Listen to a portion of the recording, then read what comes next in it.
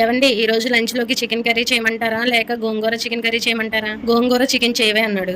సరే అని గోంగూర chicken curry చేసా. ఏవండి అయిపోయింది అని రైస్ గోంగూర చికెన్ వడ్డించి ఇచ్చా. ఆయన ఏమీ చెప్పకుండా అదే పనిగా తింటూ ఉన్నాడు. నేను అబ్బా కూర చాలా బాగుందేమో ఏం చెప్పకుండా తింటున్నాడు, అయినా అడగడం ఎందుకులే అనుకున్నా. అయినా ఆత్రం ఆపుకోలేక ఏవండి ఏంటే కూర ఎలా ఉందండి అన్నాను. ఊ అన్నాడు. ఊ కాదండి చెప్పండి అన్నాను. అసలే మన ఆడవాళ్ళకి కట్టిన చీర ఎలా ఉందో చెప్పకపోయినా, వేసిన మేకప్ ఎలా ఉందో చెప్పకపోయినా, బాగా రెడీ అయ్యి వచ్చి సెల్ఫీ తీసుకున్నా, సెల్ఫీ ఎలా ఉందో చెప్పకపోయినా, ఎగ్జామ్ రాసినప్పుడు రిజల్ట్ కోసం పడే టెన్షన్, ఆతృత, ఉత్సాహం కంటే రెండింతలు ఉంటాయి. అడిగినప్పుడు తిన్నగా కాకుండా అరకొర సమాధానాలు అయితే అస్సలు నచ్చవు. ఇవన్నీ కాకుండా అబ్బా మొన్న మన పక్కింటి లావణ్య చేసిన మటన్ కర్రీ సూపర్, అసలు అలా ముక్క నోట్లో పెడితే ఎలా కరిగిపోతుంది అన్నాడే అనుకోండి, ఇక చూసుకోండి తినకుండానే కంచం లాగేయాలనిపిస్తుంది. ఇంతకీ మా ఆయన ఏం సమాధానం చెప్పాడంటే పర్లేదు బాగానే ఉంది అన్నాడు. ఇంత కష్టపడి గోంగూర ఉడకబెట్టి చల్లారబెట్టి మిక్సీ పట్టి ఇంత కష్టపడి చేస్తే పర్లేదు బాగానే ఉంది అంటారా? తిన్నంత చాలు, ఉత్తు రైస్ తినండి అని కర్రీ లాగేసుకున్నాను. వీడియో నచ్చితే లైక్ చేసి సబ్స్క్రైబ్ చేసుకోండి.